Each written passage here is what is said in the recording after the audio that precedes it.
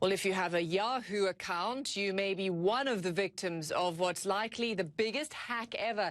The company now revealing that hackers stole personal data from at least 500 million users. Well, our tech and business correspondent, Samuel Burke, joins me now with the details from London. It's kind of mind-boggling, this, isn't it? What do we know? What information was hacked and what can be done with it?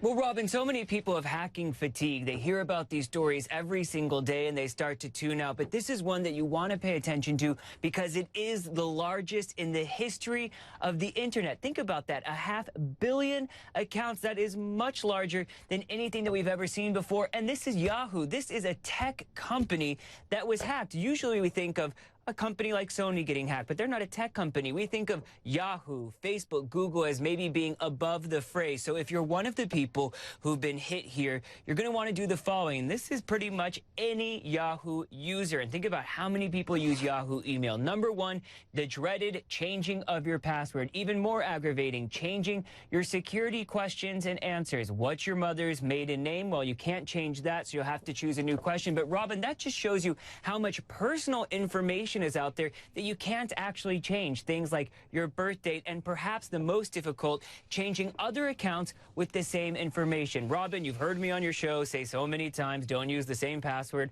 on multiple accounts. Inevitably, we all do it because it's so hard to remember so many. But the reason people like me get on television and say that is because here, if a Yahoo hacker has one piece of your information and you've used it on another website, then they can go through and get into so many other places besides just your Yahoo accounts.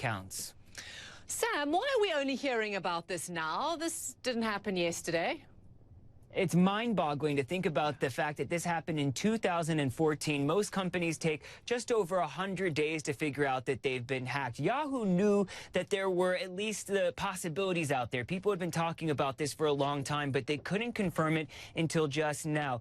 Now, they're saying part of the reason is because this could be part of a group that is state-sponsored. Another government paying a group to do this, or another group that's in the past maybe had links. I just spoke to the CEO of an Israeli cybersecurity firm called Sixgill, and he told me he sees some reason to think that it could be a state actor, the fact that they're working 24 hours a day, which is impossible. So what they're doing is just trying to make it look like it's 24 hours a day so that we can't figure out what time zone they're in.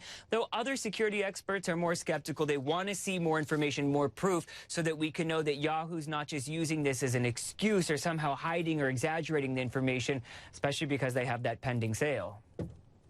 And was this buried? I mean, why are we only hearing about it now?